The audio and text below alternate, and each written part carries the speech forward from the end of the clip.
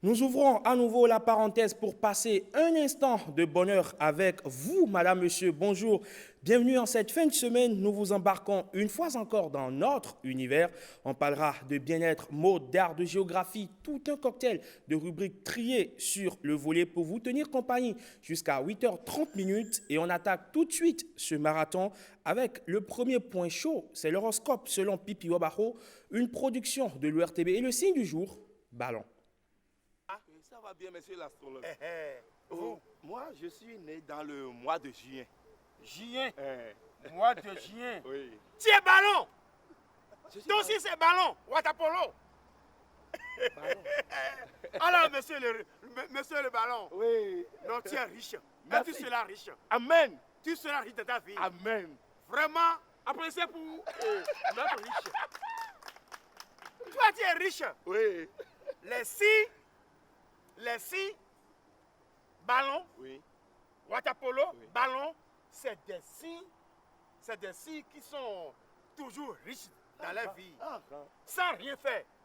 Mais ils n'ont jamais de temps. Les six ballons, ils n'ont jamais de temps. Même pour dormir, c'est difficile. Un bout de temps pour manger, c'est difficile. Il faut voir le cas des ballons. Il y a 22 jouets. Et il y a un seul ballon. L'autre va jouer, l'autre va jouer, l'autre va jouer. S'il n'y a pas penalty, il y aura coup franc, corner. Ballon n'a jamais resté dans une place.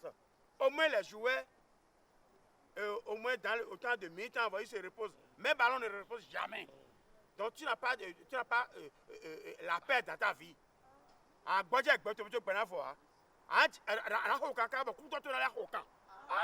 C'est comme ça, ballon c'est comme ça, si ballon comme ça. Ne m'a dit aussi en nous et tu seras riche. Tout le monde va crier ton nom. Ballon, ballon, ballon, mais tu n'auras jamais de temps dans ta vie. effectivement, je n'ai jamais eu le temps de rester à la maison, même pour pouvoir manger avec ma femme. C'est comme ça. Ballon, si, c'est un bon signe. On cherche l'argent, non?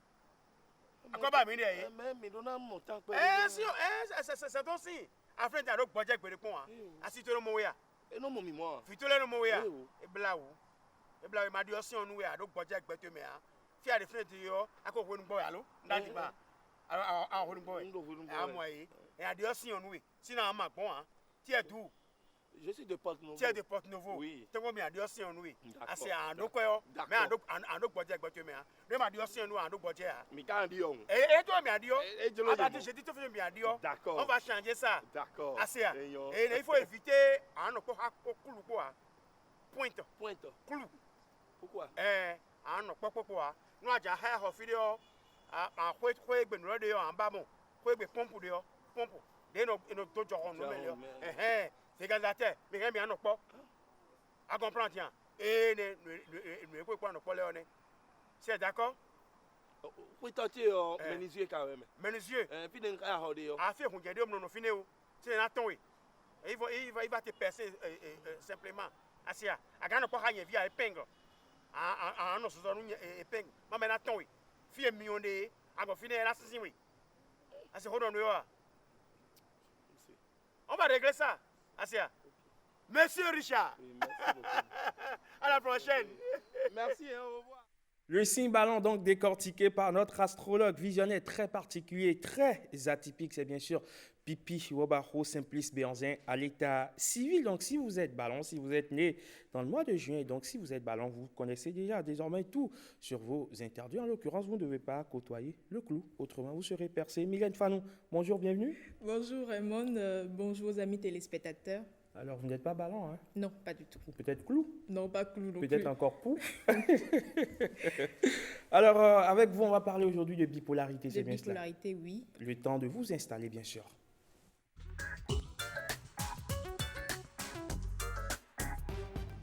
Mylène Fanon, la bipolarité, une pathologie peu connue sous les tropiques. Commençons d'abord à parler du changement d'humeur. On change très brusquement d'humeur.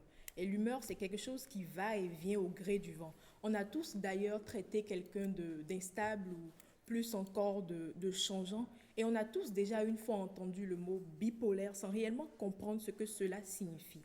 Communément appelé la maladie des humeurs, il se caractérise par une variation de l'humeur, alternance de périodes d'excitation et de dépression, voire de mélancolie profonde conduisant au suicide. Bonjour, docteur Donald Herman Togbe. Bonjour, Vous madame. êtes psychologue. Ouais, Merci d'être là. merci. Déjà, est-ce que vous vous reconnaissez dans ce que je viens de définir comme étant la bipolarité? Selon vous, qu'est-ce que la bipolarité?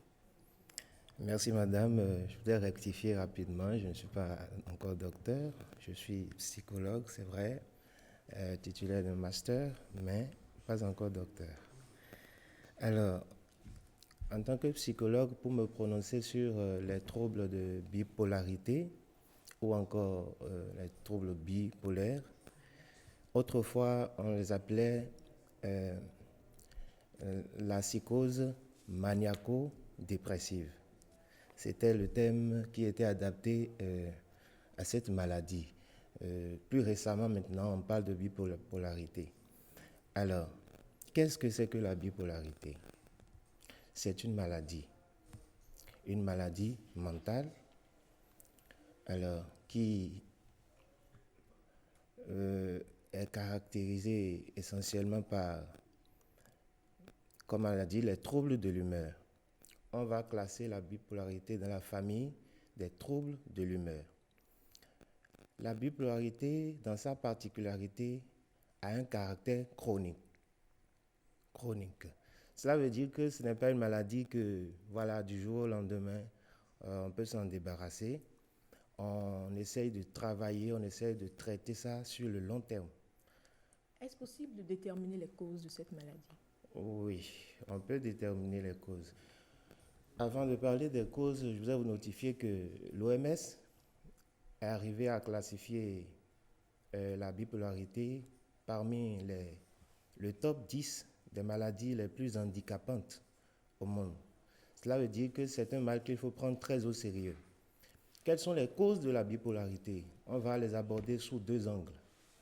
Le premier. Alors, il y a ce qu'on appelle la prédisposition génétique qui peut favoriser cette maladie. C'est-à-dire que le terrain génétique est favorable, dans vos gènes, vous êtes prédisposé, d'accord, à ce genre de maladie, à ce genre de trouble de l'humeur. Mais cela ne suffit pas. Il ne suffit pas d'avoir les prédispositions génétiques pour pouvoir souffrir, pour pouvoir développer cette maladie. Ce qui est favorable le plus cette maladie maintenant, c'est les facteurs environnementaux, la pesanteur socio-culturelle. Donc, vous pouvez avoir les gènes, d'accord, et ne pas développer cette maladie du tout. Le tout dépend des facteurs environnementaux. Quand vous parlez de prédisposition, cela veut dire que cette maladie peut être héréditaire, c'est bien ça? On va dire que lorsque vous avez un parent direct, d'accord, du premier degré, le père, la mère, qui déjà a développé cette maladie ou a les gènes de cette maladie en lui, il y a 5 à 10 fois plus de chances que vous développiez aussi cette maladie. Donc oui, c'est héréditaire et non, cela peut ne pas être aussi héréditaire. Comment est-ce que ça se manifeste? Les symptômes, voilà. Il y a deux grands symptômes qu'il faut retenir. Il y a d'abord les sentiments de tristesse, c'est-à-dire que vous avez en face de vous quelqu'un qui est 98% de son temps triste, vous ne comprenez pas pourquoi.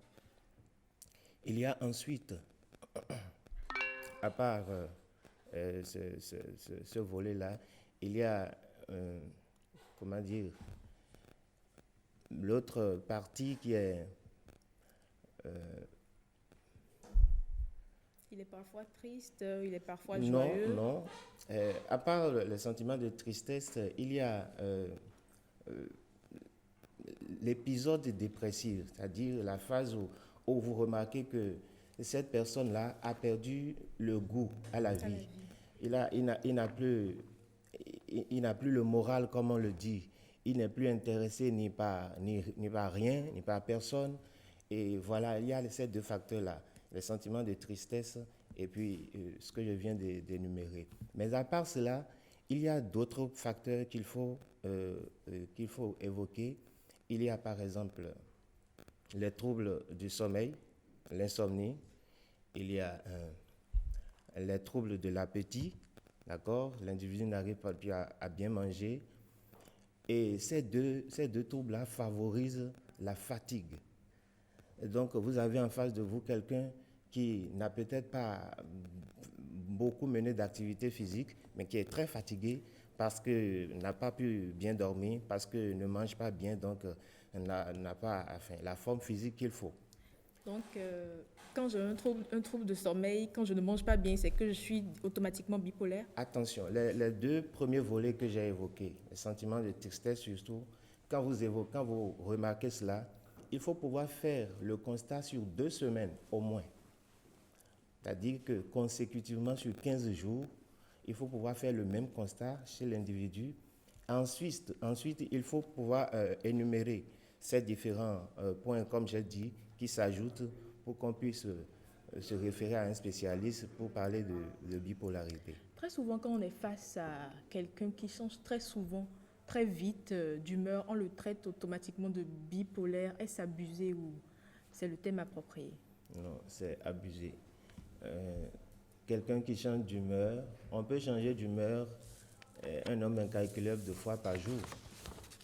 Vous pouvez passer de la tristesse à la joie, de la joie à la mélancolie, ainsi de suite, sans pourtant être bipolaire. Vous n'êtes pas forcément bipolaire, pas du tout. Hein. Est-ce qu'il y a des cas au Bénin?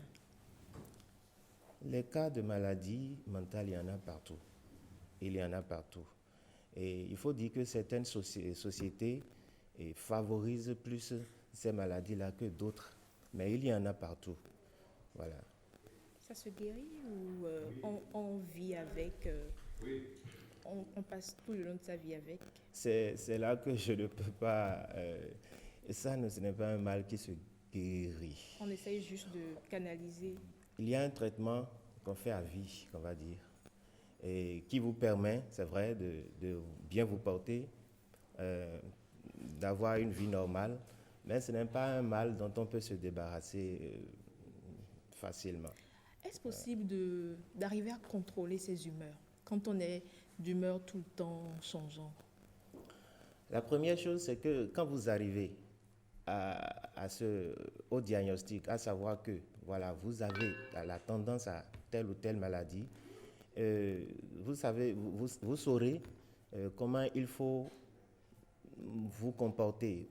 Dès que vous êtes dans une situation délicate, vous pouvez vous dire attention, il faut que je fasse ceci et ça. Mais ça ne dépend pas toujours de l'individu. Comme je l'ai dit, il y a la prédisposition génétique. Voilà.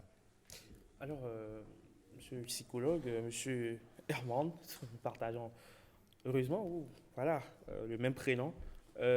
Dites-nous, qu'est-ce qui peut expliquer le fait qu'un individu, à un instant T, soit en joie, vous riez tout le temps, à un instant T, rapidement, il change d'humeur?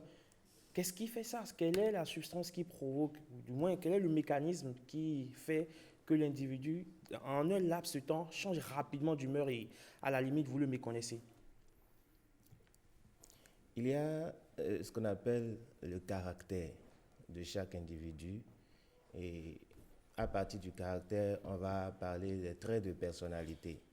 Nous sommes autant que nous sommes tous différents. Et maintenant, comme j'ai dit, il y a des facteurs qui sont génétiques, il y a des facteurs qui sont environnementaux, et donc on ne peut pas vous dire exactement pourquoi tel ou tel individu vient tout de suite de changer d'humeur. Mais on sait que lorsque le changement d'humeur est répétitif, est remarquable chez un individu, il faut pouvoir chercher à comprendre les causes de ce genre de choses. Mais on ne peut pas vous dire avec exactitude pourquoi vous êtes avec quelqu'un et juste l'instant après, il a changé d'humeur, il est totalement autre. Mais quand tu passes ton quotidien avec quelqu'un, comme Herman qui change tout le temps d'humeur. Tu ne peux pas tous les jours lui demander, mais qu'est-ce que tu as, qu'est-ce que tu as? Encore que moi, je ne change pas d'humeur, je suis tout le temps joyeux. Vous confirmez, n'est-ce pas? Vous confirmez que je suis joyeux. Bien sûr, Voilà, c'est donc, juste pour te taquiner. ma bonne humeur est surtout contagieuse. Voilà, donc c'est même ça qui est agréable. Une dernière question. Il y a beaucoup de préjugés par rapport à cette maladie. Est-ce que les bipolaires doivent être mis de côté? Nous sommes dans une société où, d'une certaine façon, nous sommes tous malades. Ah, Oui, nous sommes tous malades. Et les bipolaires, déjà pour les mettre de côté, il faut les identifier. Et pour les identifier, il faut qu'on les réfère, ou bien qu'ils se réfèrent eux-mêmes à un spécialiste pour savoir que voilà, je souffre de tel mal. C'est d'ailleurs la première étape de la guérison. Maintenant, les mettre à côté, ça ne sert à rien. Ça ne sert à rien plutôt que l'environnement dans lequel, puisque c'est l'environnement qui est déclencheur de la maladie, l'environnement dans lequel ces personnes vivent doit être de plus en plus favorable, doit être de plus en plus adapté à leurs besoins pour que les rechutes ne soient pas quotidiennes. Voilà, on n'a pas intérêt à les mettre de côté. Sinon, facilement, comme vous avez dit au début, c'est un mal qui vous amène tout de suite parce que les humeurs dépressives sont répétitives. Ça vous amène tout de suite à penser à vous suicider ou à ces genres de choses. Donc, la société n'a pas du tout intérêt à vous écarter. Non. merci, M. Tawé. Merci.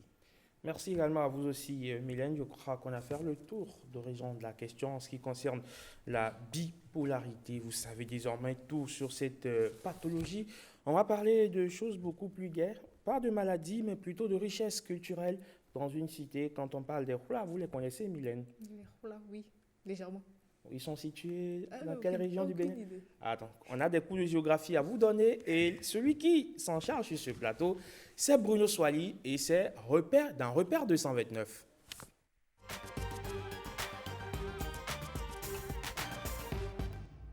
Repère 229 s'intéresse aujourd'hui à la ville de Grand Popo et ses attraits touristiques. Bruno Soili, bonjour, bienvenue. Bonjour Herman, je salue tous les téléspectateurs qui nous suivent ce matin. Voilà, merci donc d'être sur ce plateau. Juste en face de vous, il y a un monsieur dont l'habillement reflète déjà une certaine identité culturelle. Vous allez nous le présenter, Bruno.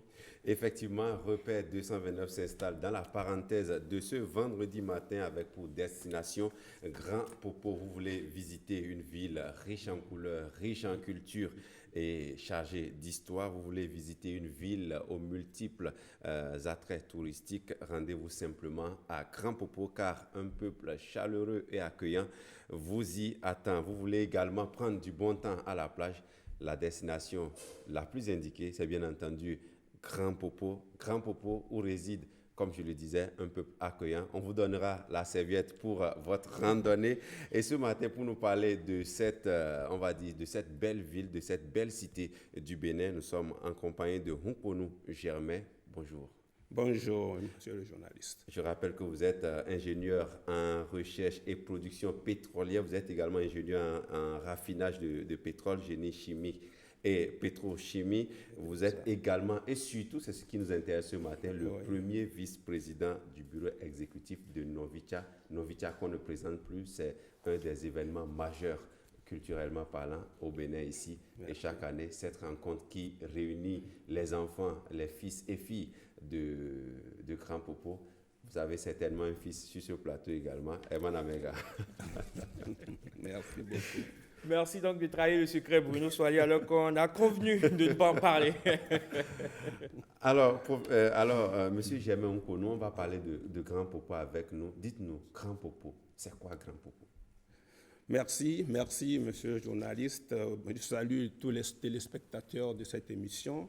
Grand Popo, bon, pour vous situer, c'est d'abord une grande commune qui est située entre les communes de Atiémé, les communes de Komé, les communes de Pomassé, de Ouida. Grand Popo, c'est également la commune qui est blottie contre l'océan Atlantique et la frontière du Togo. Grand Popo, vous savez, c'est quand même une population d'environ moins 55 000 personnes, une âme qui y vivent.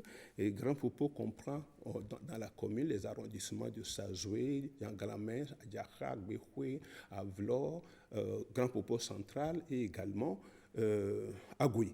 Grand Popo, si je dois vous le décrire, pour donner le nom même de Grand Popo, d'où oui, ça un vient. Peu d'histoire.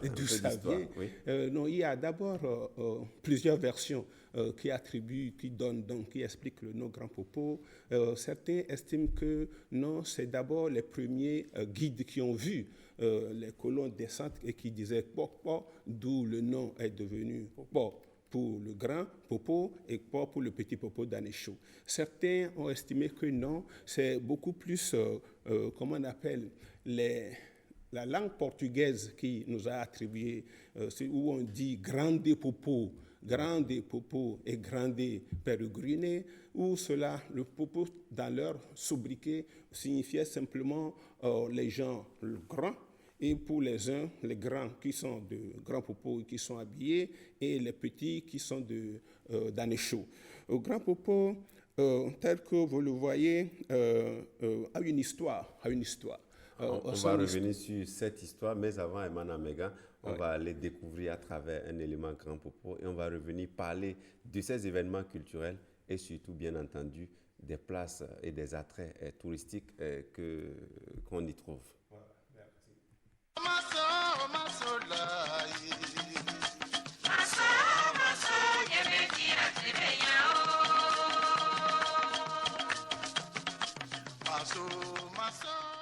En ce jour, nous vous emmenons vers une nouvelle destination. Il s'agit de la commune de Grand Popo.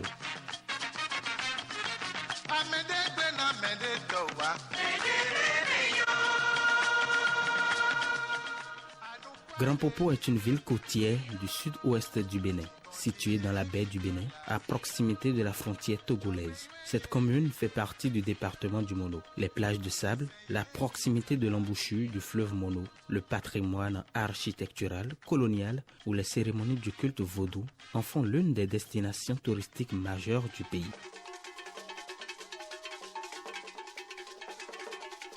Grand Popo compte plus de 11 739 habitants. Ce sont principalement des Hula à l'ouest et dans les zones lagunaires, des Ouida ou Peda dans le nord-est et des Gains ou Minans sur le littoral. L'actuel maire est Anani Ronji.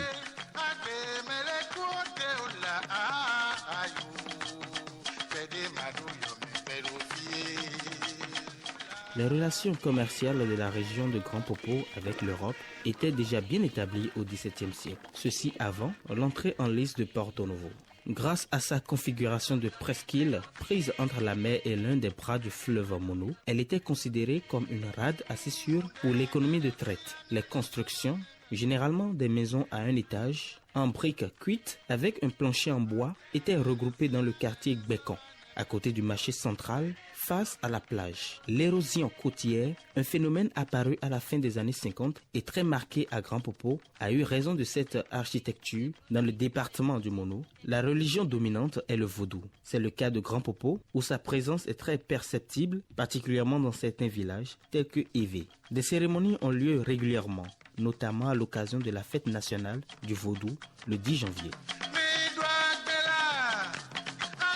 Novicha, ce qui signifie en minant frères unis, est la rencontre culturelle des peuples Hula et Ouida des régions côtières du sud du Bénin pour célébrer l'unité et la fraternité. Fondée en 1921, Novicha est une association placée sous le régime de la loi du 1er juillet 1901 avec ses statuts approuvés par arrêté local numéro 1921-APA du 6 septembre 1933 du gouvernement du Dahomey. Elle a lieu chaque année dans la ville de Grand Popo.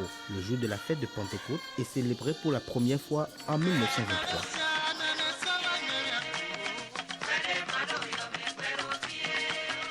L'économie de la région s'appuie notamment sur l'aviculture, le petit élevage, la pisciculture.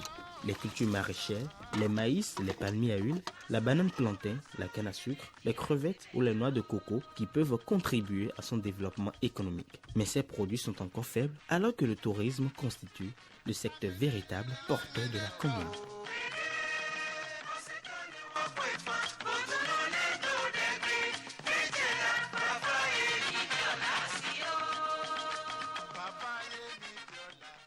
La belle ville de Grand Popo ainsi dévoilée en profondeur. Bruno Soilé, vous avez eu envie d'y aller tout de suite et maintenant? Oui, forcément, j'y suis déjà allé quand j'étais étudiant encore. Et merci d'ailleurs à nos collègues de la Radio Nationale qui nous appuient chaque matin dans cette rubrique Repère 229. Alors, j'aimais qu'on nous parlait de la ville de Grand Popo. Vous vouliez nous parler de l'histoire de Grand Popo et aussi de la destruction.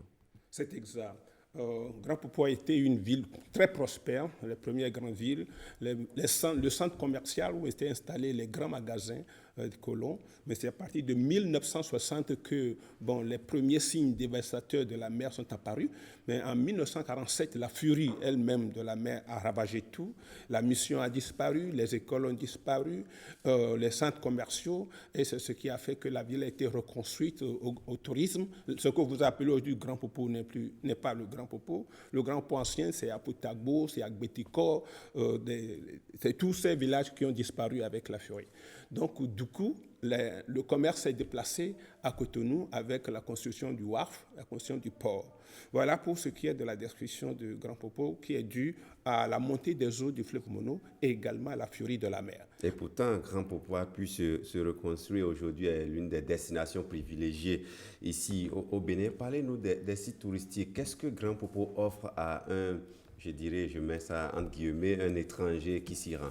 D'abord, quand vous arrivez, ce qui vous frappe, c'est la tenue vestimentaire d'habitants de Grand Popo. D'abord, vous avez le paille noué à la taille, avec un tricot, et vous avez le grand paille d'apparat. Ensuite, la serviette au cou, qui permet à la personne peut-être de se tuer quand il transpire. Donc, c'est la tenue vestimentaire. La serviette au cou, est-ce parce que il y a beaucoup d'eau à Grand Popo et les habitants, on va dire, côtoient beaucoup l'eau, ou c'est à cause de la sueur? Pas a priori, on peut le dire, il y a plusieurs versions. D'accord. Mais aujourd'hui, c'est déjà admis pour tout Popo, disons homme évidemment, c'est cette tenue vestimentaire-là. Qu'est-ce que Grand Popo offre? Grand Popo, si vous y allez, il y a la bouche du roi. Vous pouvez aller découvrir. Vous avez, comment on appelle, les tortues marines qui sont là. Il y a une protection d'écosystèmes qui se prépare, une ONG, une protection de la nature qui se fait aujourd'hui par Eco Bénin. Vous avez pour des protéger différents... la mangrove. Oui, la mangrove. Vous avez les grands sites du Vaudou, comme vous avez cité, religieux et autres. Mais n'oubliez pas, Grand Popo, c'est également aussi un centre catholique, protestant et toutes les autres religions. Parce qu'on a cité que le Vaudou. Grand Popo, c'est tout ça aussi. Grand Popo, c'est également les groupes de tam-tam artistiques.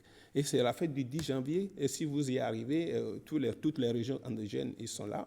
Grand Popo, vous verrez, c'est les fêtes annuelles de Pâques à Gbehoué que vous pouvez rencontrer. Grand Popo, si vous y allez, il y a le site pastoral de Soron, de l'église de Gbehoué que vous pouvez visiter. Le Grand Popo, c'est la fête de Novicha. La fête de Novicha qui a lieu. Novicha, c'est un chapitre, on va y revenir. J'allais dire que j'allais y revenir. D'accord. Donc, si vous allez à Grand Popo, dans les grandes fêtes, vous avez le Yeke Yeke, la fête du Yeke Yeke à Goué. Et vous avez également le Ekpesiso, qui se passe un peu à Anécho, à Lomé, et qui intègre la culture d'Agoué. Vous avez aussi à Grand Popo le musée Papou, le musée Caro, le musée de la Villa Caro que vous pouvez visiter aujourd'hui. Grand Popo, c'est toute l'activité de coupe de jonques, tressage de nattes, la pêche fluviale et puis marine. Et puis vous avez la fabrication des sorabis, de l'huile de palme, l'huile de coco et puis l'huile d'arachide. Et vous avez l'élevage de bovins. Grand Popo, si vous y arrivez, c'est l'art culinaire, comme on l'a décrit. Vous avez le dacouin. Qu'est-ce qu'on y mange principalement? Le repas... C'est le dacouin, oui, la sauce renversée, la sauce frais renversée, de poisson frais renversé. Donc, quand vous y allez, c'est beaucoup plus ce repas, mais vous avez également la purée, la sauce de purée du pilule, du silure blanc, que les gens apprécient beaucoup. Vous avez aussi les crabes. que les gens apprécient. Donc c'est ça, Grand Popo. Et surtout les plages, les plages. Le Dakouin Sud que vous voyez là. à Vous l'entrée. avez les grandes plages. Alors Bruno, ça vous donne Voilà, envie. voilà. Ah oui, franchement, Ça Voilà. convoque les quelques salives orphelines que vous avez dans Voilà, votre cavité voilà, buccale. voilà, c'est ça, Grand Popo. Donc, vous avez tout ça qui peut vous accueillir à Grand Popo. Je disais que j'allais revenir à l'association Novicha, parce que oui, vous savez, Novicha qui à est la une grande destruction. rencontre Voilà. annuelle entre frères des peuples. C'est Kula et Kula Kwela. et Kwela. Kula et Kwela et assimilé. Vous savez, quand Grand Popo a été détruit, Et ça dure depuis 1921, hein, c'est exact. 98 C'est créé ans. depuis 1921. J'allais en venir que dans 2 ans, ça va être le centenaire. centenaire. Ça va être une fête grandiose, tout le monde y est invité. Et quand vous venez à Grand Parlez-nous un peu de cette fête qui est l'identité, on va dire, de Grand Popo. Cette fête, d'abord, sa création, on la doit à nos pères fondateurs. C'est Nyassonou Akpa, c'est Abalo Loko, et tous ceux qui l'ont suivi. Je vais citer Mame Gampoué, je vais citer Dossou Randorte, je vais citer Mouzangbe, je vais citer Dossa René, tout tous près, ceux-là que qui vous ont connaissez, milité. et Zinsui René, le dernier, enfin maintenant, le président Kassanobé. C'est tout ce monde-là qui ont géré Novicha. Novicha, quand vous dites la présence de toute personne à Grand Popo pendant les fêtes de Novicha, c'est pour célébrer l'amitié entre les frères, c'est pour célébrer la fraternité. Et en ce moment-là, nous communions avec tout le monde. Ce n'est pas seulement les Hula et les Huela, mais c'est aussi tous les Béninois et toutes les autres nationalités qui viennent. Et Novicha, si je dis, ce n'est pas seulement une activité festive que conduit Novicha, c'est que Novicha, à côté donc des fêtes, fait aussi des œuvres sociales. Dans le temps, après la destruction, c'est Novicha qui a reconstruit la ville. C'est Novicha qui a assisté les sinistrés. Et Novicha aujourd'hui, avant toute fête, fait des œuvres sociales. Au titre des œuvres sociales, je peux dire... On va pas s'attarder sur les œuvres sociales. On sait que Mais je vous On sait invite. que Novicha fait beaucoup quand Oui, même. mais je pour, vous invite. bien sûr. Je vous invite quand même à la fête du centenaire. Nous y préparons. Nous nous y préparons et j'invite tous les Béninois, toutes les populations, béninoises ou pas, à venir à cette fête-là. un et à moment nous de assister. grande communion, de grand regroupement. Et nous avons de grands projets. C'est construire un musée, c'est construire des embarcadères pour qu'au moins Grand Popo s'inscrive comme destination touristique pour la nation. Voilà, Herman Mais avant de le je laisser pense que- partir, oui. avant de le laisser partir, Il y a peut-être- il y a le rituel. Le rituel, vous allez nous parler en quoi? Vous allez Vous allez parler faire à vos compatriotes ou à vos frères à et vos sœurs frères et sœurs. qui sont certainement de l'autre côté de... C'est Kwakwadji, je crois. Bien sûr. Il y a des penami et nos vieux. Mi on ne jolly pour la cojo. Mais il vivio. Mi ba dofo na mi ba moye. Si bio mi ba no poe abutame. Na de mi awa chido ne question nka go jode mi nka go jode mi ju. Do mi etete alo. E yo only dan ho no biebe. No bai. No yin vive de jijinami. Bo finami kan so mi pom no kondo hla we. Na de mi adu kwedo. E kwenda mi abadu le fu yo we me. Mi centenaire. E metete ne chite de wu. Oyin kula bi oyin kwera o. Oyin me de pe ko gba no yin be ninu agbali to de mi aba. Na mi adubadu kwe godo mi. E ho na nten lona mi ton adu da mi ton kwera kola wachi e me keke won. E yo le hen do. Merci beaucoup, monsieur Rompono. Bruno? On n'a pas compris grand-chose, mais on sait quand même Non, qu'il y a moi, une moi, invitation. j'ai tout compris. Moi, j'ai tout compris. Une invitation C'est une centenaire invitation. quand même. Voilà. C'est une invitation centenaire. Voilà, c'est ça. Bruno, mon beau village, connais-tu mon beau village? Ah oui, Il se c'est... mit au clair ruisseau, encadré dans le feuillage, on dirait un nid d'oiseau. Merci beaucoup, monsieur Rompono, et merci également à vous, Bruno, pour le travail que vous faites en collaboration avec nos collègues de la Radio Nationale pour nous sortir tous ces éléments-là concernant, donc, bien évidemment, toutes les régions du Bénin. Toutes les villes du Bénin seront donc passées au pain fin ici. Sur la parenthèse, on a pris les nouvelles des Béninois de l'intérieur. On va maintenant prendre les nouvelles des Béninois de l'extérieur. C'est dans la rubrique Béninois de la diaspora, voilà.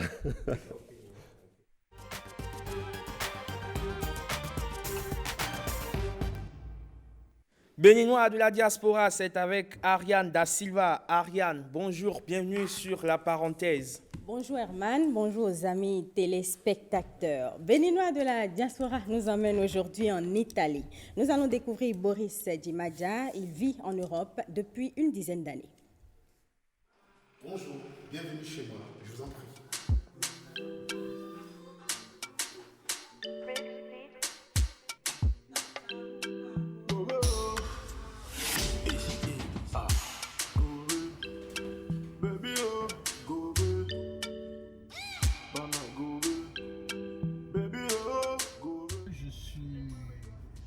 par mon père originaire d'Abomey et par ma mère d'Atilé. J'ai fait mon enfance, une partie de mon enfance bien entendu, à Banikoara, à Parakou, après à Plahoué, Kadjeon, à Cotonou. Et j'ai fait mes études également jusqu'au second cycle universitaire. Après Abidjan, c'est Rome qui m'accueille pour mes études en sciences politiques et relations internationales. Après 10 ans en Europe, après 10 ans de résidence aujourd'hui en Europe, je pense que je peux dire que l'Europe m'a beaucoup apporté, surtout sur le plan formation. Et j'étais très curieux et j'étais quelqu'un qui a un profil qui part d'une formation en compta en finance et qui du jour au lendemain s'est retrouvé en sciences politiques et aujourd'hui en stratégie digitale. Donc moi je suis tout en formation et ce que l'Europe m'a apporté, c'est que quand même j'ai eu cette possibilité-là de me former quand le besoin se faisait sentir et bien parfois avec des bourses d'études n'étant pas européen et n'étant pas africain. Déjà c'est cette chance, je sais, je peux remercier Dieu pour m'avoir donné cette chance. Mais en même temps que je suis très loin de mon pays, je suis très loin de mes parents et franchement, à des moments donnés, notre pays nous manque. C'est pas des moments donnés, je dirais plutôt même au quotidien, parce que le rythme de vie, les habitudes ne sont pas les mêmes. Nous sommes beaucoup famille, nous sommes habitués à vivre dans la famille. Vous allez comprendre, moi je suis fond, et donc je suis fond d'Abomey. Et donc l'Afrique, le Bénin nous manque. Ce n'est pas le désir de retourner au pays qui manque. Ça, il faut le dire, il faut être honnête, on a toujours envie, on est parfois même tenté de tout raccrocher et de rentrer. Mais malheureusement, le problème, c'est qu'il faut préparer et ce n'est pas facile de tout raccrocher du jour au lendemain et de rentrer. Mon rêve le plus cher sera un jour de servir mon pays, le Bénin, d'apporter mes compétences et partager mes expériences avec mes jeunes frères qui sont restés au pays. Il faut dire, s'il y en a, c'est vrai, qui rêvent encore aujourd'hui de l'Occident, c'est un choix qui s'assume, mais également ce n'est pas forcément le moyen sûr pour pouvoir réussir. Et on espère qu'un jour, nos dirigeants pourront également faire l'effort et mettre en place des structures qui pourront vraiment former nos jeunes sans qu'on ait forcément besoin de partis. Aujourd'hui, il y a beaucoup de cadres africains, il y a beaucoup de cadres béninois surtout, en France, au Canada, un peu partout, mais aujourd'hui qui ont du mal à retourner au pays.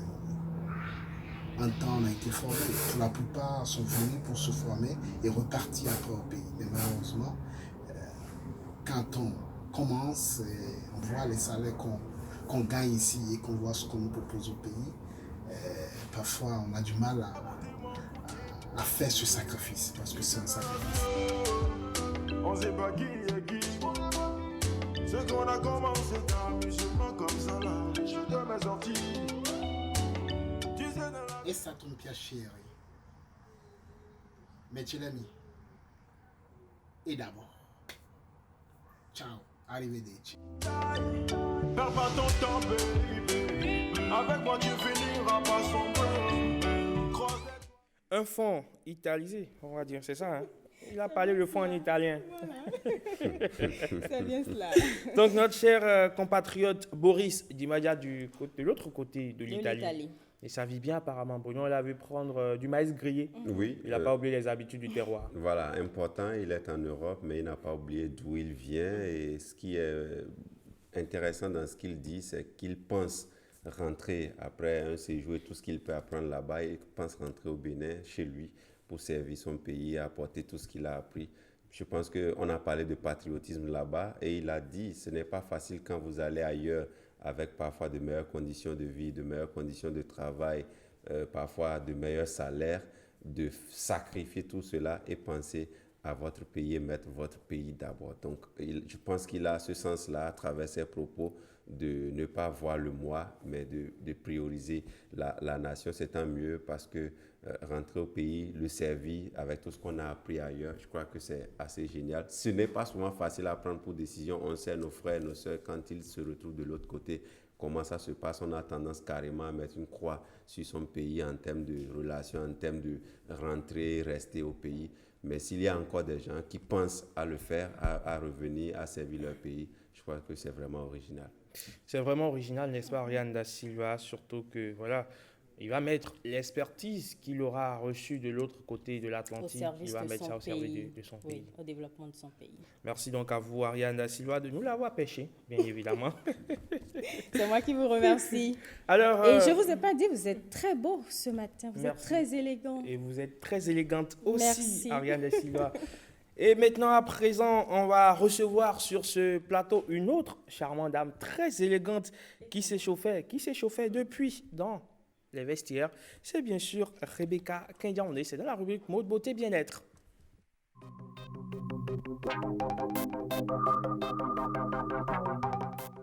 Rebecca Kendiaoundé, bonjour, bienvenue.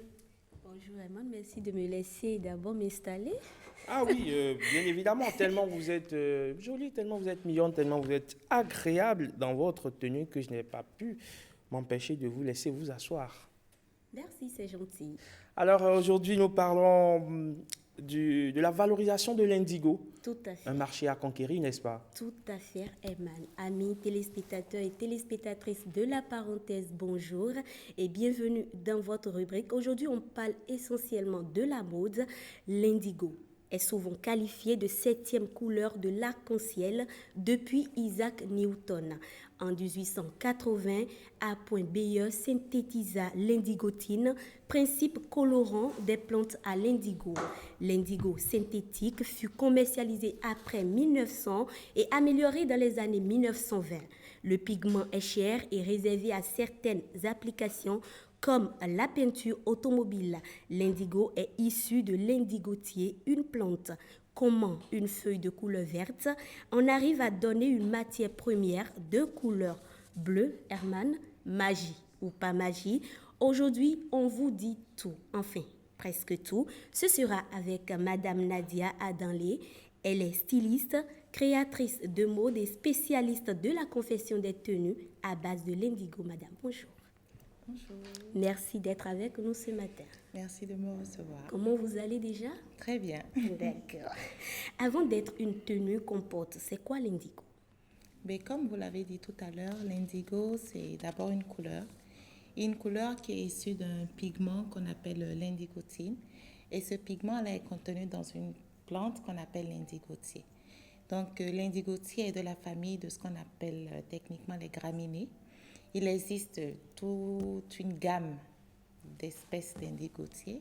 Et on a une particularité au Bénin, c'est l'espèce d'indigotier qui pousse chez nous. Donc, c'est ce pigment qu'on extrait et après, il y a plusieurs supports pour fixer cette couleur-là.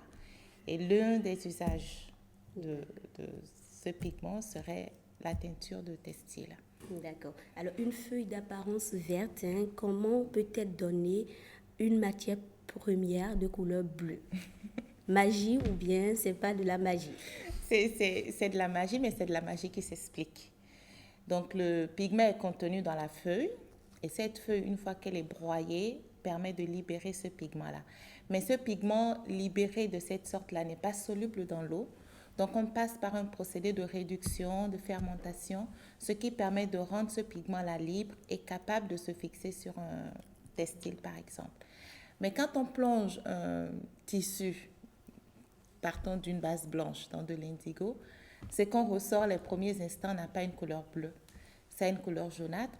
Et c'est cette couleur-là qui est après transformée avec l'oxygène de l'air et qui progressivement vire au bleu. D'accord. Alors, comment peut-on porter l'indigo? En pantalon, robe ou bien même en bomba? Tout ce qu'on veut. Et pas seulement en vêtements, également en linge de maison. Donc, il y a divers et multiples usages pour l'indigo. D'accord. Alors, parlons de la commercialisation de l'indigo comme identité africaine. Comment procédez-vous? Bon, moi, ça fait plus de 10 ans que je travaille sur l'indigo. Et en faisant le tour, j'ai vu qu'au niveau de notre sous-région, il y a quand même plusieurs pays qui portent l'indigo. Nous avons une chance, c'est que l'indigo du Bénin, ce n'est pas l'indigo du Togo, ce n'est pas celui du Burkina, ce n'est pas celui de la Côte d'Ivoire. Donc, chaque pays a sa façon de travailler l'indigo et a ses motifs qu'il développe. Et pour le commercialiser, justement, une fois qu'on connaît le produit, on connaît la provenance et on connaît les spécificités de chacun de ces produits, bien, on les propose. Malheureusement, on note quand même une régression de l'utilisation de ce textile-là. Donc, pour le commercialiser, ce n'est pas forcément évident parce qu'on lui reproche quelques petits défauts, dont la déteinte. Parce qu'une fois qu'on a porté l'indigo, parfois on ressort bleu. Et on est en train de travailler sur tout ceci. Ça s'explique. C'est le corps? C'est le corps. Sur le corps et parfois même sur les... Partout où on met de l'indigo, on a le risque de laisser des traces de bleu. Mais ceci s'explique, comme je le disais, la méthode traditionnelle ne donnait pas cette déteinte-là.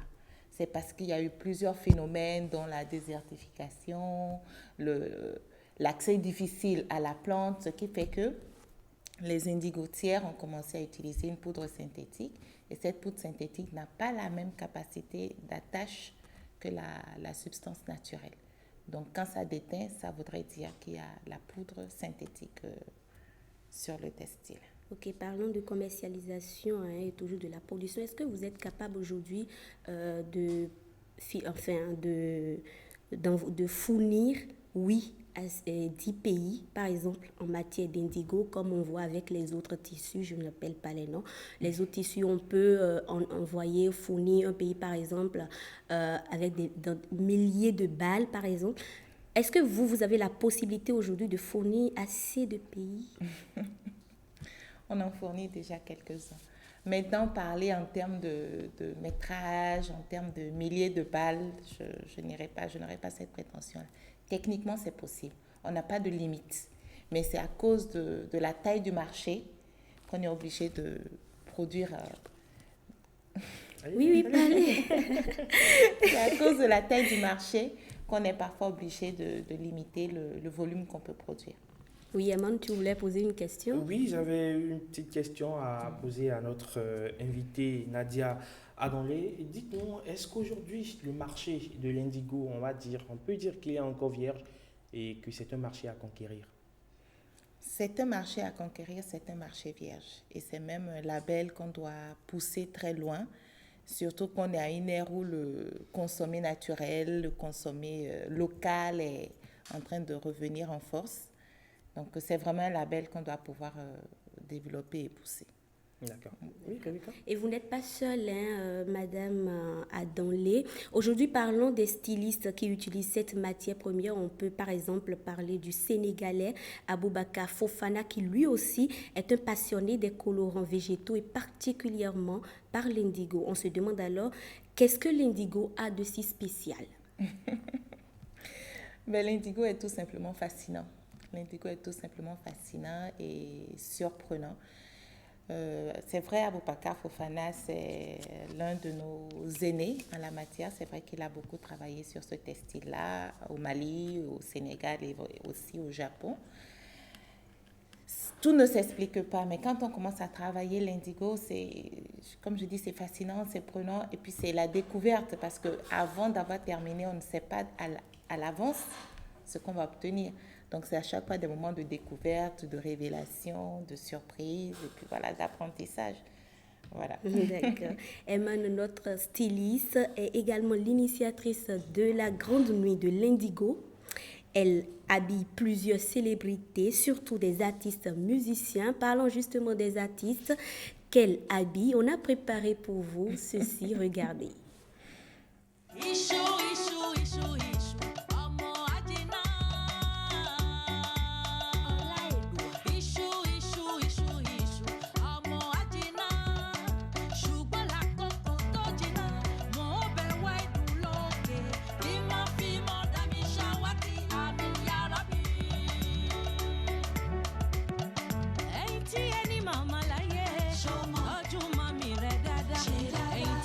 Baba láyé, tọ́jú dáadáa.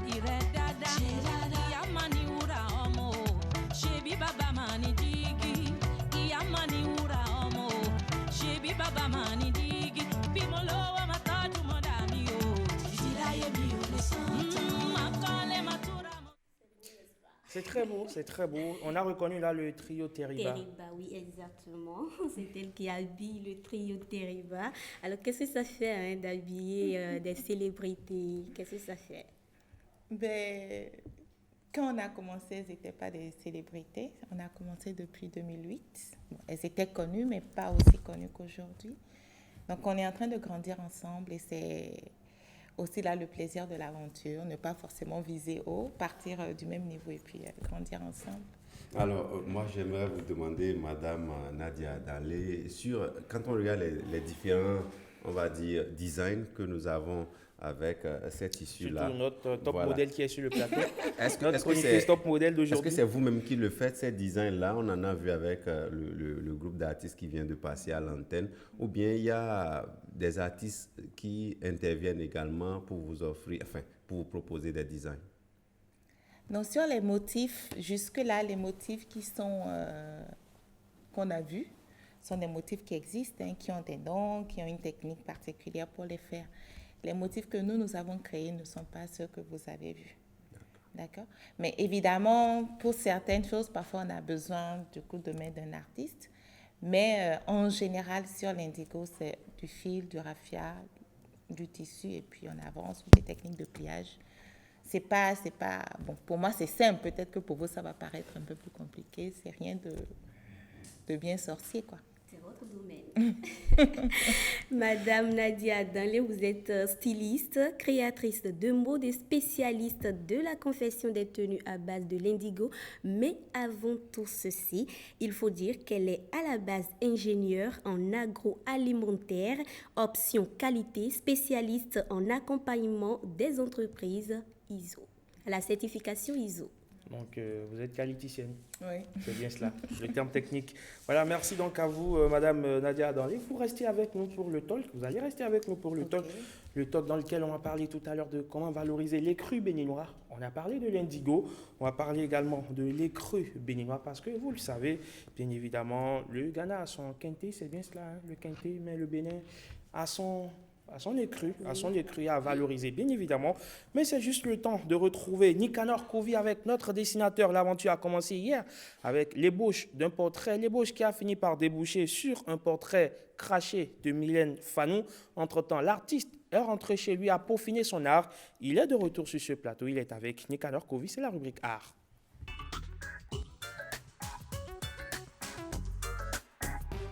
L'art reçoit encore et toujours aujourd'hui Abdul Moutial Abou, artiste visuel Mokhtar. C'est comme ça on l'appelle. N'est-ce pas Nicanor Kovi? Celui-là, Nick, le crack en or, comme on l'appelle aussi. Armand, bonjour, bonjour. Bruno Soali, Nadia Danlé. Mokhtar, bonjour. Ami, parenthésiste, bien le bonjour.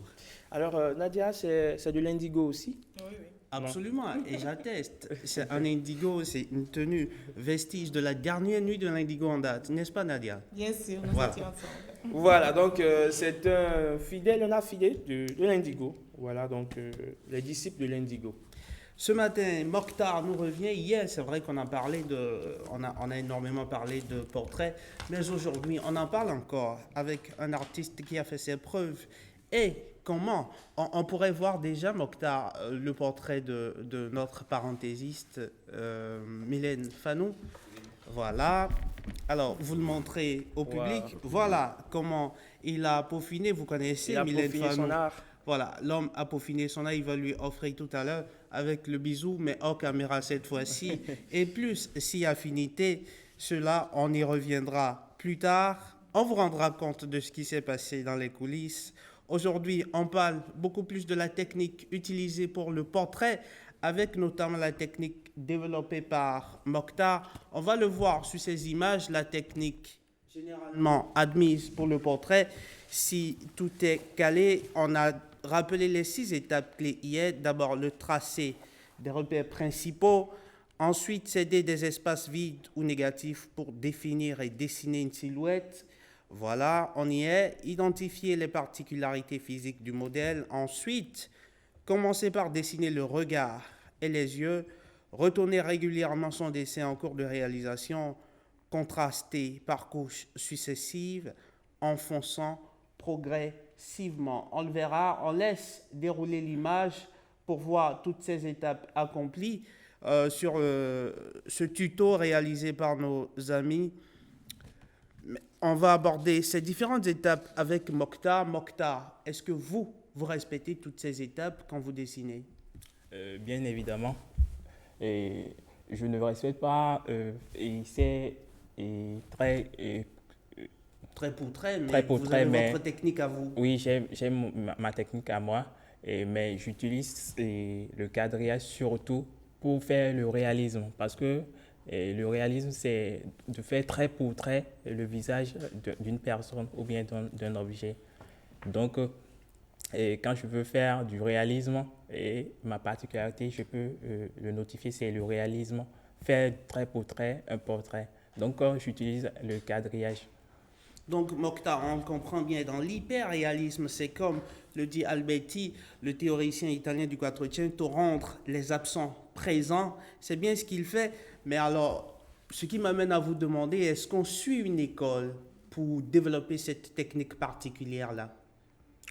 Bien sûr qu'il faut suivre une formation. Déjà, je peux parler de moi. Et j'ai commencé déjà tout petit. Il faut se faire voir par son art. Depuis tout petit, moi, j'ai commencé à Bembereke déjà. Et à l'école primaire, je faisais déjà les cahiers de choix de mes amis. Et au secondaire, j'ai continué. Et aussi, je me suis fait voir par mon talent. C'est vrai que ce n'est pas facile quand on vous dit que l'art ne nourrit pas son homme. Oui. Donc, ce n'est pas facile. Donc, j'ai dû m'accrocher jusqu'à ce que, à l'université, j'ai eu à faire quelques formations, notamment à l'EACE, l'ensemble culturel des étudiants du Bénin, où j'ai eu à faire 3 ans de formation en art plastique, où je suis actuellement artiste définitif avec mon attestation, bien sûr. En tout cas, le moins qu'on puisse dire, c'est qu'il exerce très bien son art. On le verra, il a quelques œuvres là, on va le voir. Il a développé une technique particulière avec un contour tout en finesse, mais avec beaucoup de matière aussi, on va le voir. Facilement. Oui, je vous le passe, vous serez témoin de l'art mokhtarien, si j'ose même dire. Il a une technique particulière au crayon, au fusain aussi, mais surtout, chose qui dénote au stylo. Alors oui, on sait que le stylo est presque ineffaçable, mais lui, il arrive à faire des choses incroyables, notamment ce portrait, la jeune fille bleue, comme je l'appelle, la jeune fille à la fleur, comme moi je l'appelle. Ce portrait est au stylo d'une traite, dessiné d'une traite sans effaçure aucune. N'est-ce pas là le témoignage d'un talent réel, Herman Amegan? Je confirme, c'est là le témoignage vivant, concret, palpable, touchable, bien évidemment, d'un génie, de l'expression, de quelque chose qui n'est pas naturel, enfin, je ne veux pas dire naturel, mais de quelque chose qui vient d'un divin. Là, je confirme avec ceci, vous pouvez dire tout haut, Nicanor, que Dieu existe. Quand on a vu Mokhtar, dit Herman Amegan, on peut affirmer tout haut que Dieu existe. Avant de laisser filer notre ami, je rappelle rapidement les différents types de portraits qu'on pourrait avoir. Il y a le portrait peint, il y a le portrait dessiné, la spécialité de notre ami, mais vous peignez aussi, vous faites du portrait peint aussi. Je fais de la peinture, je fais du graffiti, je fais beaucoup de choses dans le dessin quand même. En tout cas, c'est un portraitiste confirmé.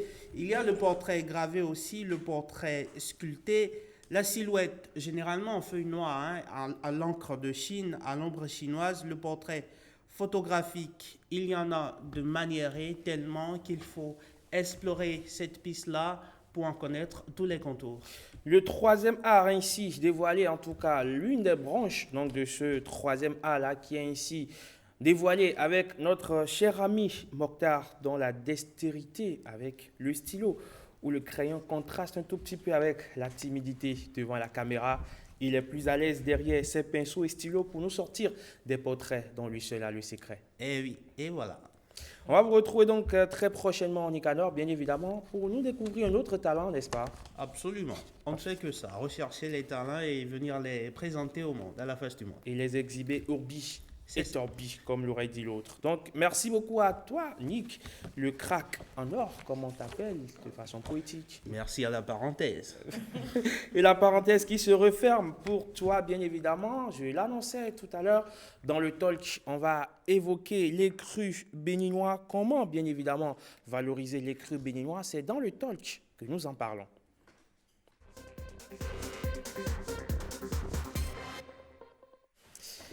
Le talk donc va s'intéresser à l'écru béninois. Bien évidemment, nos invités vont nous rejoindre sur ce plateau. Rebecca Kendiané, qui tout à l'heure parlait donc de l'indico, va nous rejoindre sur ce plateau, mais également Monsieur Germain Rompono qui effectue son grand retour sur ce plateau, mais cette fois-ci pour parler des crus béninois. Mais la spécialiste, elle est là, juste à côté, juste à ma gauche. C'est vrai qu'elle n'est pas à la droite, mais juste à ma gauche, bien évidemment en face de Bruno Swali, Nadia. Alors, avec vous déjà, j'attaque tout de suite les crus. D'abord, c'est quoi les crus pour ceux qui ne savent pas? Les crus, c'est la toile issue d'un tissage industriel du coton produit au Bénin. Et ce tissu existe en plusieurs grammages, plusieurs textures et en plusieurs largeurs également. Et pourquoi est-ce qu'on l'appelle écru? Parce que là-bas, c'est quand même du coton et le coton est supposé être blanc. On l'appelle écru parce que la technique qu'on utilise ne nous permet pas d'extraire toutes les impuretés. Donc, cette couleur écrue qu'on a est due à la présence d'impuretés. Même en regardant le tissu, parfois on a de petits points noirs qui apparaissent et c'est ce qui explique son nom.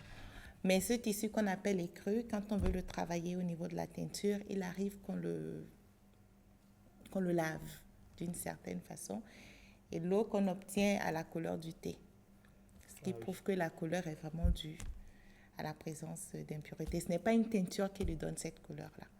D'accord. Et quelle est la particularité de l'écru béninois? L'écru béninois, ce n'est pas du chauvinisme, c'est complètement objectif, un produit de très grande qualité. De part, déjà, c'est du 100% coton, on a de grandes largeurs dans ce tissu-là, et c'est produit localement. Le grammage, et c'est même à l'usage, c'est un produit qui, au lieu de vieillir, se bonifie avec le temps. Donc, quand on prend de l'écru Day One, au bout de 3, 4, 5 mois, il s'améliore et il a un meilleur aspect. D'accord. Alors, avant d'en revenir à comment valoriser justement cet écru béninois-là, j'aimerais demander à M. Rompono, est-ce que vous connaissez l'écru? J'en ai une idée, mais ce n'est pas mon domaine, ma spécialité. Bien sûr. Mais je sais que quand nous faisons les commandes de tissus, c'est la matière à partir de laquelle nous parlons, avant d'aller dans les designs et les dessins qu'il faut mettre dans le tissu avant de l'imprimer. D'accord. Alors, est-ce que vous n'êtes pas quelque peu gêné parfois, bien évidemment, d'arborer tout ce qui vient de l'extérieur, alors qu'à l'intérieur du pays, on a de la matière, on a de la qualité qu'on n'arrive pas fondamentalement à exploiter?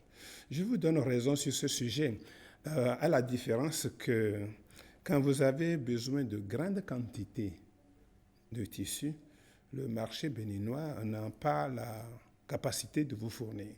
Nous étions très heureux quand il y avait les industries internes, Sobetes qui fonctionnaient, ça a disparu.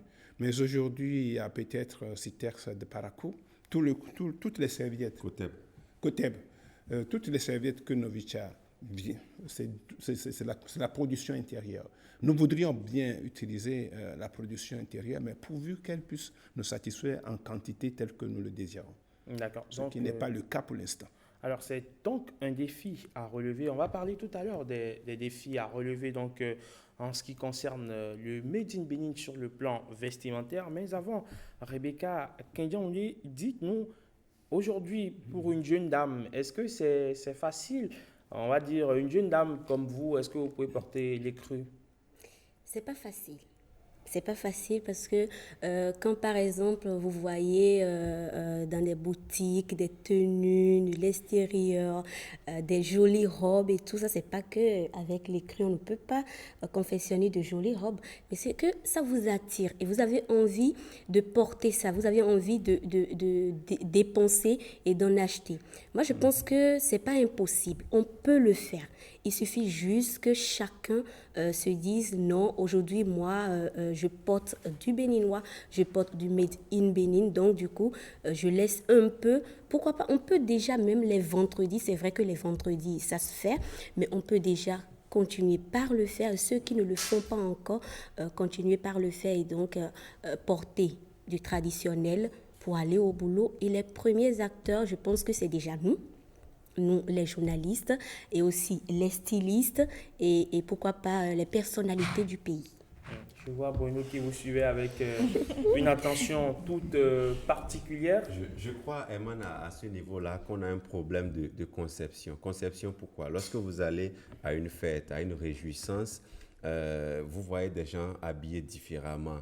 Mais dans la conception des gens, ceux-là qui sont en tenue française sont parfois considérés comme les mieux habillés, alors que vous avez d'autres qui sont habillés en tissu local, en tissu béninois, qui sont très bien beaux dans leurs vêtements. Mais dans la conception en général, elle parlait de l'habillement pour venir au boulot, etc. Même dans la conception, on a estimé que c'est vendredi qu'il faut attendre pour s'habiller local. Alors donc, du lundi au jeudi, on porte quoi? On s'habille français, on porte des manches longues, on porte des costumes, etc. Et on réserve une seule journée pour notre tissu. Donc, ça veut dire qu'au niveau du ratio, déjà, ça pose problème. Ça pose problème. Donc, il y a déjà un déséquilibre à ce niveau-là. Donc, il faut qu'on reparte au niveau de la conception pour comprendre que n'est pas forcément bien habillé celui-là qui est en tenue française. Ce n'est pas que je dis que les tenues françaises ne sont pas belles, mais si nous voulons en arriver à véritablement mettre en avant les crus béninois et valoriser les crus béninois, il faut déjà qu'on change au niveau des conceptions. Vous avez des exemples de pays à côté. Vous avez des pays comme le Mali, le Sénégal, où le mieux habillé à une fête, c'est celui-là qui a porté le local. Et donc, c'est comme ça. Le Nigeria, donc, c'est dans les conceptions, en fait. Donc, je ne sais pas si c'est encore l'effet de la colonisation, mais il faut qu'on comprenne véritablement que ces tissus-là ont de la valeur et on peut être bien beau dedans sans paraître ridicule. Voilà, être bien beau sans paraître ridicule. Nadia, vous, déjà, vous avez commencé par travailler sur l'indigo. Est-ce que vous avez un point de mire travailler sur, bien évidemment, les crus béninois? Ben, la particularité de l'indigo du Bénin, c'est qu'il est fait sur de lait cru. D'accord. Déjà, il est fait sur de lait cru. Donc, vous l'exploitez déjà? Déjà, et c'est avec beaucoup de fierté que moi, je le présente parce que quand j'ai les différents indigos issus des différents pays, j'explique que celui-là, il est fait avec un coton qui a été produit au Bénin, filé au Bénin, tissé au Bénin, teint au Bénin avec des plantes qui sont récoltées sur le territoire béninois. Donc, je ne sais pas s'il y a plus béninois que l'indigo quand on veut parler de produits locaux, vraiment. Maintenant, pour juste ajouter un grain de sel à ce qu'il disait tout à l'heure, quand on regarde, on se réfère beaucoup à la mode française, parce que, bon, quoi qu'on dise, Paris, c'est la capitale de la mode. Mais ça a une histoire, ça ne s'est pas fait du jour au lendemain. Et cette histoire remonte à l'époque des rois. Il y avait un roi, François Ier, qui avait décidé que lui, sa puissance, il n'allait pas la baser sur les guerres. Il allait impressionner ses adversaires par ses tenues, par ses apparats. Et quand il sortait, c'est waouh! Et c'est avec ça qu'il arrivait, entre guillemets, à mener son combat. Et c'est comme ça qu'il a commencé à rechercher en Italie des tisserands, en Asie des gens qui font des couleurs. Ils sont venus jusqu'en Afrique prendre des motifs et ça a commencé. Regardez depuis l'époque. Et c'est parti d'un roi. Aujourd'hui, Paris est la capitale de la mode. Chez nous, il faut aussi que ça se passe comme ça. Les choses ont un procédé, les choses ont différentes étapes à suivre pour arriver à un résultat donné. Nous, on va commencer et on doit le faire parce que, bon, ben, à la limite, c'est une question de survie. Mais il faut aussi qu'on soit accompagné. Il faut que nos autorités, ceux qui sont les cartes d'identité du pays à l'étranger, se disent c'est une façon aussi de présenter mon pays, c'est une façon de vendre mon pays, c'est une façon de pousser les artisans de mon pays. Parce que c'est l'offre qui crée la demande. D'accord? Et à partir du moment où on verra que, ben, tiens, il y a un conseil des ministres, il y a un sommet de la CEDEAO, il y a une rencontre de l'UEMOA, et que, ben, tiens, on aura des étrangers dans le pays. Il faut que je prends les grands stylistes du pays, voilà, ils vont peut-être proposer des collections, proposer des défilés avec des tissus de chez nous.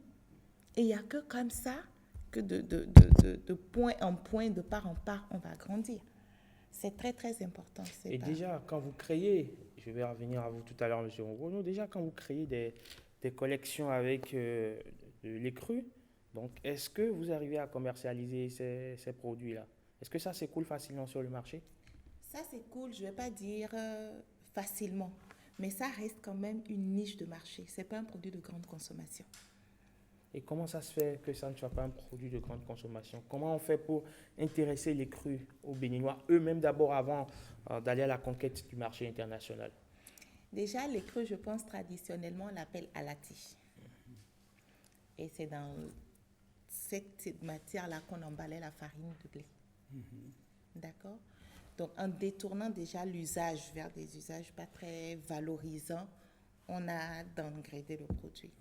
Mais quand on va commencer à l'utiliser de façon plus noble et à le dire, parce qu'il y en a qui vont peut-être l'utiliser, mais ne vont pas vouloir dire c'est l'écru national, ils vont te dire non, c'est quelque chose que j'ai acheté à Abidjan, parce que bon, ça reste encore un peu de snobisme.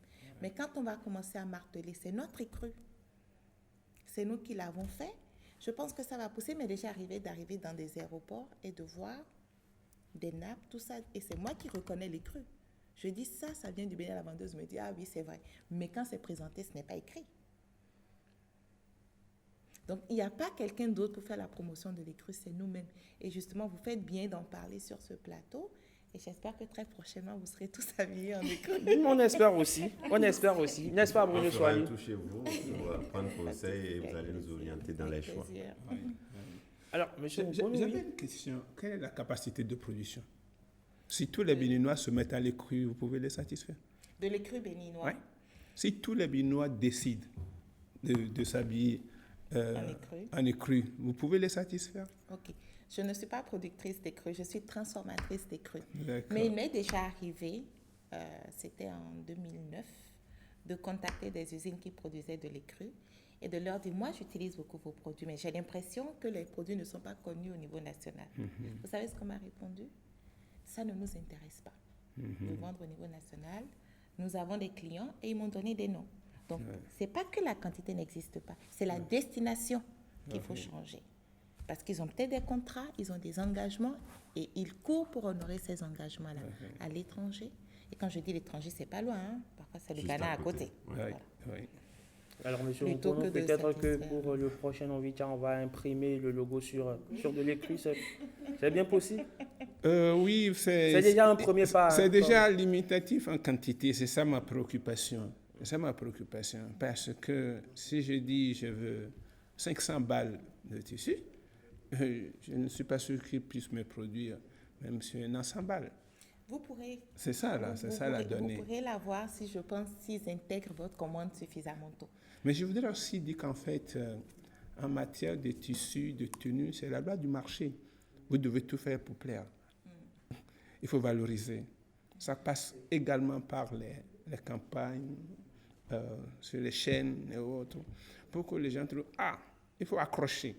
Tu accrocher la société. La loi du marché, c'est qu'il faut accrocher la personne. Mais il y a ce qu'on appelle les autorités, l'État qui peut venir en appui, accompagner, oui, aussi les privés, accompagner.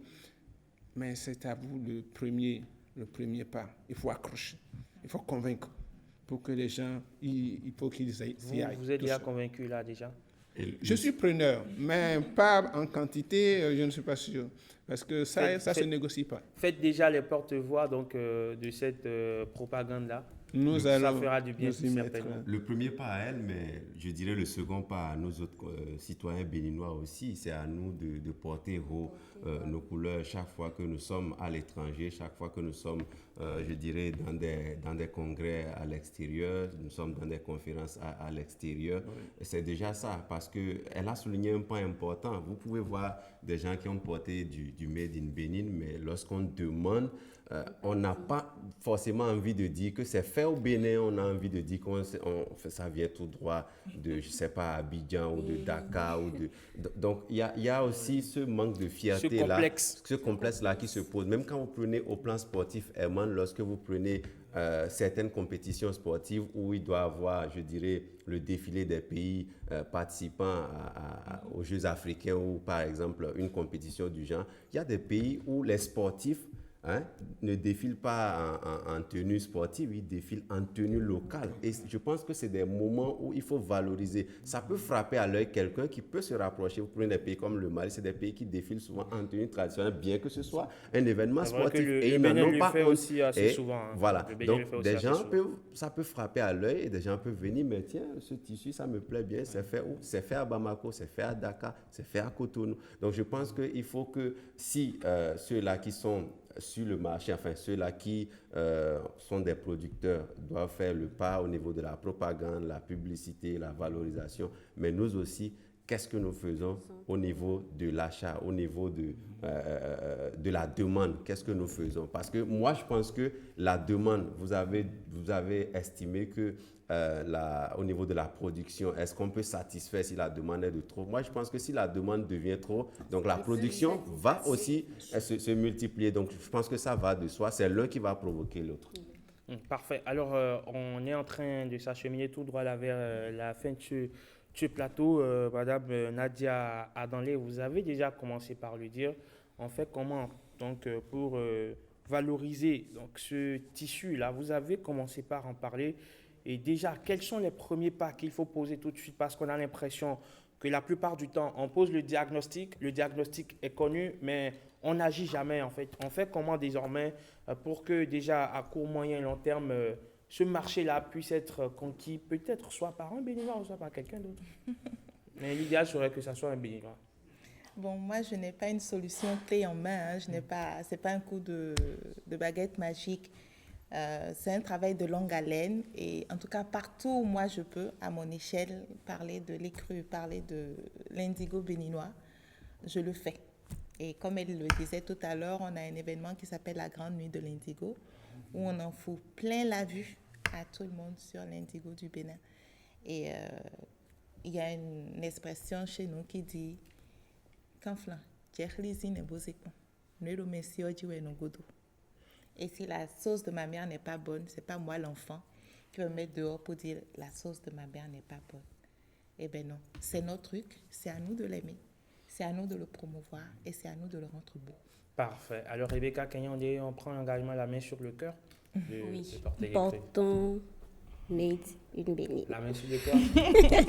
La main sur le cœur. Portons désormais rien que... Je pense que ça a été aussi une séance de sensibilisation. Oui, vraiment. Absolument, vraiment. Absolument, parce que c'est aussi ça. Hein, il faut bien évidemment qu'à un moment donné, le Bénin puisse exporter ses produits, conquérir un marché qui est encore vierge, un marché qui, pour le moment, n'a pas encore connu un grand boom, alors que ce sont des produits de qualité, ce sont des produits qui peuvent être commercialisés, surtout que nous sommes aujourd'hui dans un contexte où l'entrepreneuriat se présente comme la véritable panacée.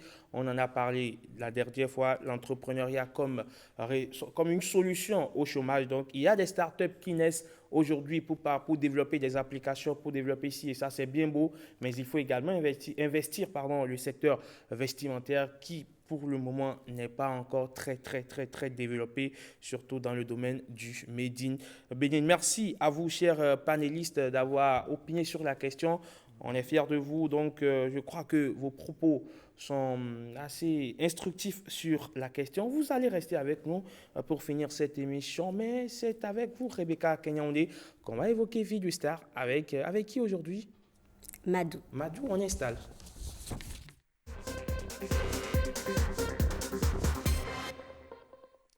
Vie de Star, donc avec Madou qui est notre invité virtuel, bien évidemment. Oui, bien évidemment. De son vrai nom, Djinabou Madou Isba.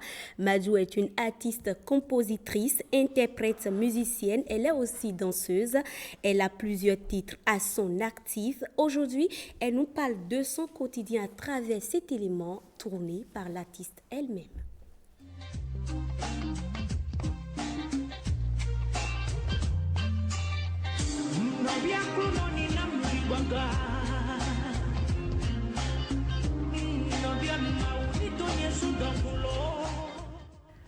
Bonjour, je suis Madou la daronne, la cute mab, artiste, chanteuse, africaine d'origine béninoise. Je réside en Côte d'Ivoire depuis une vingtaine d'années.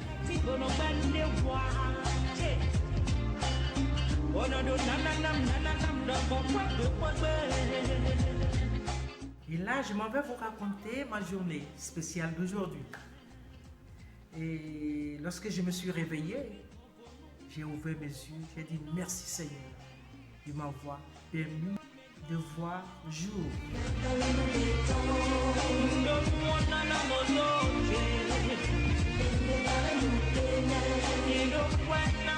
Je suis allée prendre mon bain comme toute femme, c'est normal, hein? Comme toute personne, je veux dire. Alors j'ai fini mon bain et après je vais sur mon tapis de prière et je prie Dieu. J'ai prié Dieu pour ma vie. J'ai prié Dieu pour la vie de mon époux, la vie de mes enfants, la vie de ceux qui sont autour de moi, la vie de ceux qui me portent dans leur cœur.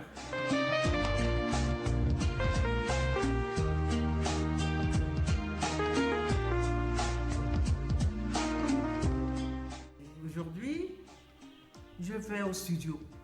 Je vais écouter l'extrait de mon prochain album, le 8e, je veux dire.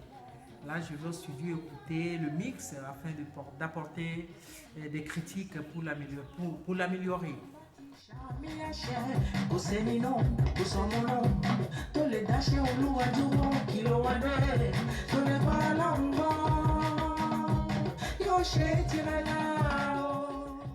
Ensuite, je reviens à la maison. Et voilà, à la maison, je fais ma cuisine, quoi. Je m'occupe de mon foyer.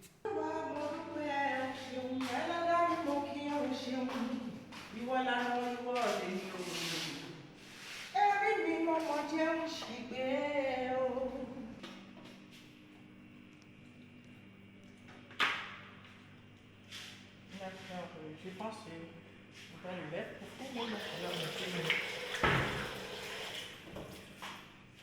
de mes enfants, j'aime préparer. Hein.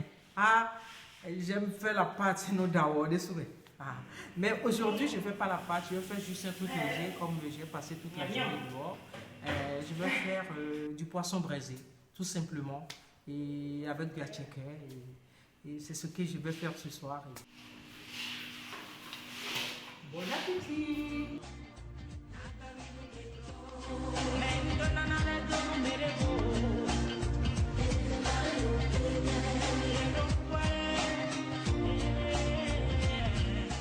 À l'instant, Madou, la daronne dans Vie de Star, c'est une béninoise qui vit depuis plusieurs années déjà en Côte d'Ivoire, n'est-ce pas? Oui, exactement. Elle nous a envoyé cette vidéo. Merci beaucoup à elle.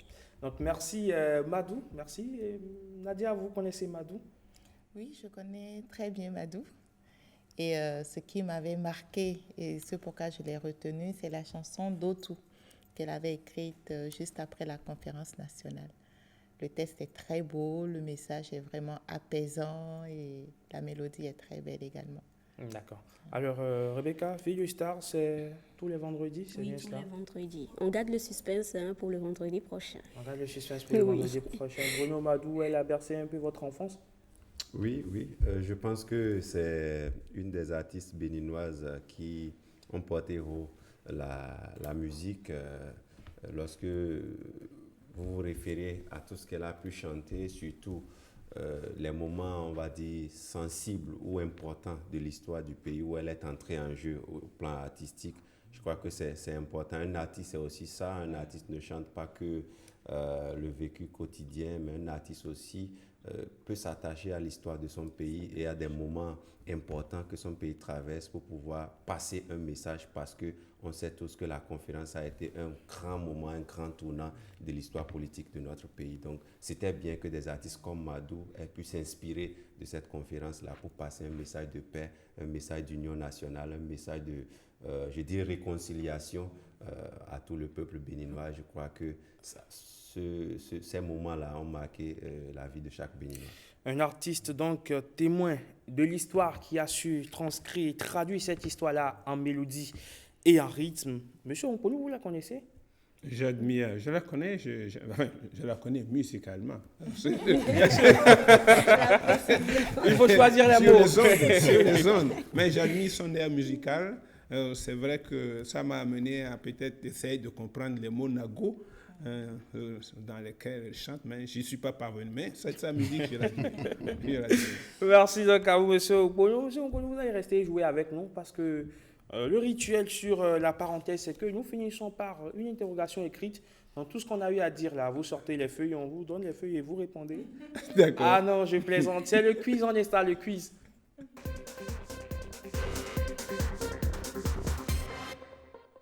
Alors, je vous explique le principe. Le principe, c'est que nous formons 2 équipes sur le plateau. Bien évidemment, équipe A, équipe B. Et c'est 5 questions, 5 petites questions d'identification. Je donne les indices et la première équipe a trouvé la réponse à le point. Oui. Aujourd'hui, on va y aller. On va faire mesdames contre messieurs. Est-ce qu'on est d'accord sur le principe? On y va. Bon, on est d'accord. Donc, équipe A, Rebecca et Nadia, c'est ça? Oui. Équipe B, Bruno et Monsieur Rompono. Oui. Donc, vous allez écouter très attentivement. Vous pouvez m'interpeller en cours de route lorsque vous avez la réponse. Vous m'interpellez et vous donnez la réponse. Alors, que suis-je? On recherche le nom d'une institution. Que suis-je? Je suis une institution dont l'objectif est de renforcer la compétitivité des activités économiques et financières des États membres. Mon principe... L'UEMOA. L'UEMOA, bien sûr. Ouh là là là là là là là. L'UEMOA, mais comment vous l'avez eu? Ah, pourquoi tu veux savoir? C'est quelle question Dans l'activité économique, ouais. Alors, et financière des États membres, mon principe est notamment la création d'un marché commun, la libre circulation des personnes, des biens et capitaux, qui a été créé par le traité signé à Dakar le 10 janvier 1994 par les chefs d'État et de gouvernement des 7 pays de l'Afrique de l'Ouest ayant en commun l'usage d'une monnaie commune, le franc CFA. Je regroupe 8 États membres, le Bénin, le Burkina Faso, la Côte d'Ivoire, la Guinée-Bissau, le Mali, le Niger, le Sénégal, le Togo. Je suis bien sûr, lui et moi. Félicitations, 1 point pour l'équipe A. On recherche toujours le nom d'une institution. Je suis une institution spécialisée des Nations Unies créée le 16 novembre 1945 à la suite des dégâts et des massacres de la Seconde Guerre mondiale. J'ai pour objectif, selon mon acte constitutif, je cite, de contribuer au maintien de la paix et de la sécurité. ONU? Non, mauvaise réponse. C'est la sécurité en resserrant. Le Conseil de sécurité? Non plus, par l'éducation, la science et la culture. L'UNESCO. L'UNESCO, 1 point pour l'équipe B. Donc, en resserrant, j'allais dire, par l'éducation, la science et la culture, la collaboration entre nations afin d'assurer le respect universel de la justice, de la loi, des droits de l'homme et des libertés fondamentales pour tous, sans distinction de race, de sexe, de langue ou de religion, que la Charte des Nations Unies reconnaît à tous les peuples. Fin de citation. Mon siège est situé à Paris. Je suis l'Organisation des Nations Unies pour l'éducation, la science et la culture. Je suis bien sûr l'UNESCO. On recherche maintenant le nom d'une assise. Je suis un organe établi par la Constitution pour discuter et adopter certains des actes principaux du pouvoir exécutif. Comme Parlement. Mauvaise réponse. Des actes principaux du pouvoir exécutif comme le dépôt des projets de loi du gouvernement, les ordonnances et décrets réglementaires ou la nomination des hauts fonctionnaires et officiers militaires. Je suis présidé par le président de la République et réunit tous les ministres en exercice. Le Conseil des ministres. Le Conseil des ministres, ça fait 2 points. Les ministres nous ont envoyé à l'Assemblée nationale. J'ai commencé par fouiller les différentes commissions. Ça fait 2 points pour l'équipe B. Mesdames, réveillez-vous. Voilà, réunis tous les ministres en exercice. Seul un compte rendu est publié à la fin. J'ai lieu traditionnellement les mercredis. Je suis le Conseil des ministres. Alors, qui suis-je? Soyez concentrés, mesdames, messieurs. Qui suis-je? On cherche maintenant une personnalité. Je suis né en 1909, après mes études en Angleterre et aux États-Unis. Je me consacre à la cause indépendantiste, utilisant la tactique de la désobéissance civile qui me valut d'être incarcéré jusqu'à ce que mon parti, le CPP, gagne en 1951 les élections. Devenu Premier ministre, je contrains les Britanniques à accorder l'indépendance en 1957. Non, Kwame Nkrumah. Kwame Nkrumah. 57. En 1957. C'est le Ghana, 57. Kwame Nkrumah. L'un des premiers pays africains. Je rebaptise mon pays Ghana, rejetant le nom colonial de Gold Coast, artisan du panafricanisme. J'organise dès 1953 des conférences panafricaines. En 1963, je participe à la rédaction des statuts de l'Union panafricaine et tente d'imposer un exécutif africain unique. Je suis cité comme une icône incontestée du panafricanisme. Je suis Kwame Nkrumah. Mesdames, messieurs, C'est l'indépendance. ils ont gagné, ils ont déjà obtenu 3 bonnes réponses, Ils mais sont on va à un. continuer par jouer quand même. Ah oui. Ils ont obtenu 3 bonnes réponses, vous avez obtenu une bonne réponse. demande si c'est fini. Cette fois-ci, c'est la dernière question, question littérature, juste pour du beurre. Question littérature. Je suis romancier camerounais francophone, né en 1929. Francis Bébé. Mauvaise réponse. Angoulé La même Makong. Je fis mes études de droit et de sciences politiques à Paris. J'ai occupé d'importantes fonctions diplomatiques. J'ai notamment été ambassadeur du Cameroun à Paris, puis représentant permanent auprès des Nations Unies pendant 8 ans avant de rejoindre le Cameroun, où j'ai exercé des fonctions ministérielles jusqu'à mon décès à Yaoundé en juin 2010. Mesdames, c'est maintenant que ça commence. Arrachez la réponse. Je suis l'auteur des célèbres romans Une vie de boy. Ferdinand Oyono. Ferdinand Oyono. Bruno Soali qui était en feu ce vendredi matin. Merci beaucoup à vous, Madame Nadia Danlé, d'avoir joué avec nous, d'être venue. Vous étiez très matinale. Vous êtes resté avec Rebecca Kenyonde pour la rubrique mode à beauté, enfin beauté, mode et bien-être. Voilà, vous êtes resté avec nous pour le talk. Et vous avez joué avec nous également. Monsieur Humponu, merci à vous aussi. Merci à vous. Bon retour chez vous. Bruno Soali, merci. Rebecca Kenyonde, on dit merci à tous les autres chroniqueurs. On dit merci à toute l'équipe technique qui m'a accompagné, ou qui nous a accompagnés toute cette semaine durant. Je dis merci donc à Timothée Routon, à Mathieu Soukenou, à Enoch Gougan et à toute l'équipe qu'il y a derrière Terence Bata, Arnaud Togbenon également, toute l'équipe qui est très matinale pour nous accompagner, bien évidemment. La parenthèse se referme pour ce vendredi. Oui, c'est déjà fini. Malheureusement, on se retrouve lundi prochain, lundi quand il sonnera très exactement 7h00. D'ici à là, portez-vous très bien. Bon week-end à vous et on se retrouve lundi dans la joie et la bonne humeur parce que justement, sans vous,